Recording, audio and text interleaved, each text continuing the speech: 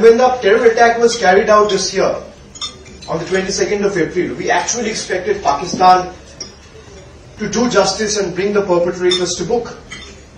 Either you bring justice to them, or justice needs to be done to them.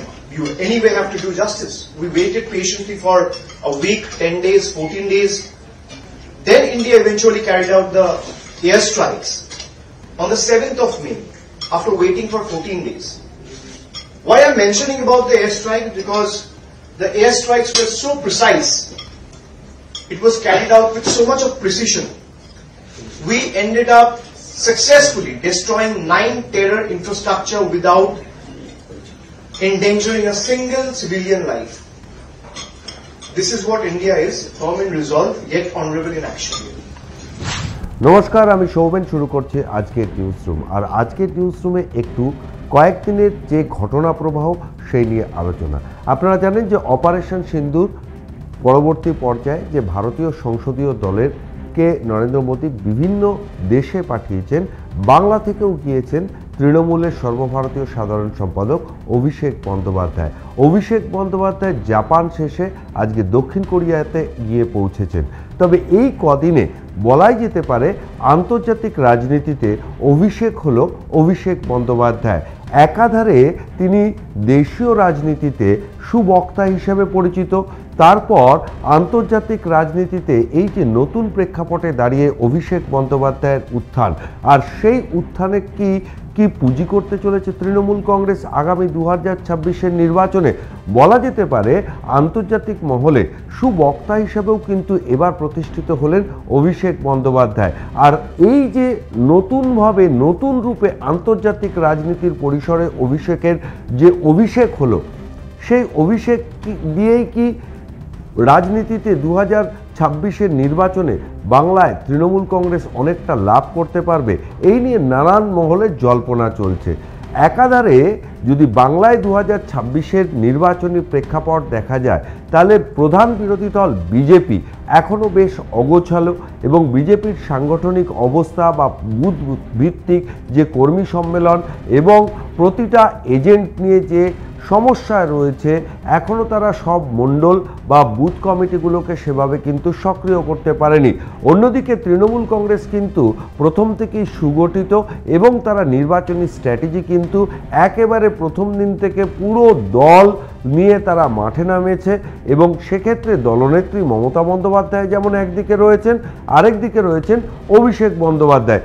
এখানেই প্রশ্নটা আসছে যে আন্তর্জাতিক রাজনীতিতে যে নতুন করে ভারতের প্রতিনিধিত্ব করলেন অভিষেক বন্দ্যোপাধ্যায়, তাকে কি প্রচারের হাতিয়ার করতে চলেছে 2026 সালের নির্বাচনে তৃণমূল কংগ্রেস? এইটা কিন্তু একটা জোর জল্পনার বিষয় হচ্ছে। তবে আন্তর্জাতিক তকমা বা আন্তর্জাতিক ক্ষেত্রে অভিষেকের এই নতুন পদক্ষেপকে কিন্তু শোনা যাচ্ছে তৃণমূল কংগ্রেস 2026-এর নির্বাচনী ময়দানে ব্যবহার করতে চান। কেমনভাবে ব্যবহার করতে চান? একাধারে সবারই একটা ধারণা আছে অভিষেক বন্দ্যোপাধ্যায় অত্যন্ত কৌশলী, অভিষেক বন্দ্যোপাধ্যায় অত্যন্ত স্ট্র্যাটেজি নির্ভর, অভিষেক বন্দ্যোপাধ্যায় অত্যন্ত পরিসংখ্যান নির্ভর বা স্ট্যাটিস্টিক্স ওরিয়েন্টেড। সব মিলিয়ে অভিষেক বন্দ্যোপাধ্যায় কিন্তু এতটা একটা সুগঠিত, অভিষেক বন্দ্যোপাধ্যায় বলা যেতে পারে রাজ্য রাজনীতিতে একটা সমান্তরাল প্রতিষ্ঠান হিসেবেই প্রতিষ্ঠিত হয়েছে। তার উপর যোগ হয়েছে সাম্প্রতিক অপারেশন সিন্দুরের সময় ভারতীয় সংসদীয় দলের অন্যতম সদস্য হিসেবে জাপানে তিনি যেভাবে বক্তৃতা করেছেন, এবং জাপানে বিভিন্ন বাঙালি যারা মনীষী বলা যেতে পারে তাদেরকে যেভাবে সম্মান করেছেন, ফলে কোথাও গিয়ে একটা বাঙালি অস্মিতাকেও কিন্তু অভিষেক বন্দ্যোপাধ্যায় তার এই সফরের মধ্যে এনেছেন, এবং সেই বিষয়টাকেই একটা ইউএসপি হিসাবে ব্যবহার করলে বাংলার নির্বাচনী ময়দানে প্রধান বিরোধী দল বিজেপিকে কিন্তু অনেকটাই পরাস্ত করা যেতে পারে বলে রাজনৈতিক পর্যবেক্ষকদের একাংশ মনে করছেন। যদিও পাল্টা উত্তর এসছে অন্য আরেক দল রাজনৈতিক বিশ্লেষকদের মধ্যে থেকে। তারা বলছেন যে 2026-এ মানুষ অনেকগুলো বিষয়কে বিবেচনা করে ভোট দেবেন। একাধারে তৃণমূল কংগ্রেসের সরকারের বিরুদ্ধে যেমন একাধিক দুর্নীতির অভিযোগ রয়েছে, এবং প্রধান বিরোধী দল এই দুর্নীতির অভিযোগগুলোকে সামনে এনে তাদের প্রচার প্রসার এবং তাদের যে সরকারের বিরুদ্ধে যে স্লোগান, সেই মর্মেই গোটা সংগঠন কে মাঠে নামাবেন এবং বাংলার মানুষকে সেইভাবে অ্যান্টি গভর্নমেন্ট একটা ভোট দানের ব্যবস্থা করবেন।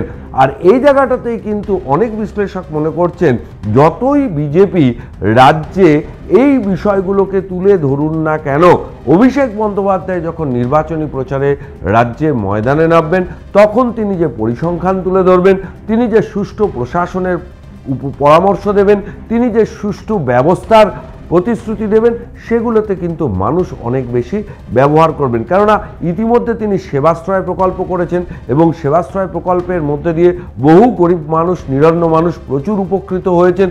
ফলে একটা বেসরকারি বা একটা সাংসদের উদ্যোগে যখন তিনি এই এতদূর কাজ করতে পারেন, সেখানে সরকারি মেশিনারি যদি যুক্ত হয় তাহলে কাজের পরিধি বা মাত্রা অনেকটাই বৃদ্ধি পাবে এবং তৃণমূল কংগ্রেস একটা প্রচারের মধ্যে হাতিয়ার হিসেবে আনতে পারে যে অভিষেক বন্দ্যোপাধ্যায় এতটাই দক্ষ যে ভারত সরকার তাকে বিদেশের মাটিতে পাঠিয়েছেন পাকিস্তানের বিরুদ্ধে বা সন্ত্রাসের বিরুদ্ধে প্রচারকে সংগঠিত করতে পারে।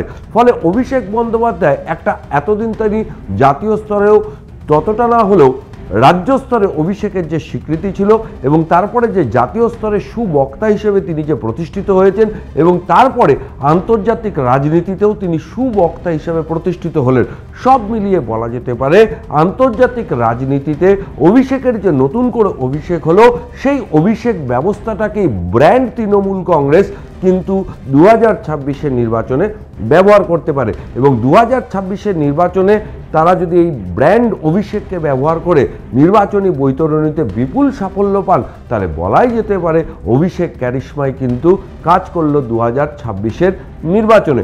এখন এগুলো সবই সম্ভাবনার কথা, নির্বাচন এখনো বহুদিন বাকি, আরও রাজ্যের পট পরিবর্তন হবে, ঘটনা প্রবাহ এগোবে, তারপরেই কিন্তু সবটা নির্ভর করবে। তবে অভিষেক বন্দ্যোপাধ্যায় যে নির্বাচনে 2026-এ একটা প্রবল হাওয়া তৈরি করবেন, যেমন তিনি নবজোয়ারের মাধ্যমে গোটা বাংলায় তুলেছিলেন, তেমন হাওয়ায় বিরোধীরা টিকতে পারেন কিনা বা বিরোধীরা সেই হাওয়ার সামনে খড়কুটোর মতো উবে যাবেন না চীনের প্রাচীরের মতো দাঁড়িয়ে পড়বেন, সেটাই এখন দেখার। আজকের নিউজরুম এই পর্যন্ত। সমস্ত খবর এবং আপডেটের জন্য চোখ থাকুক নিউজ পোল বাংলায়। নিউজ পোল বাংলা, খবর বিশ্বজুড়ে।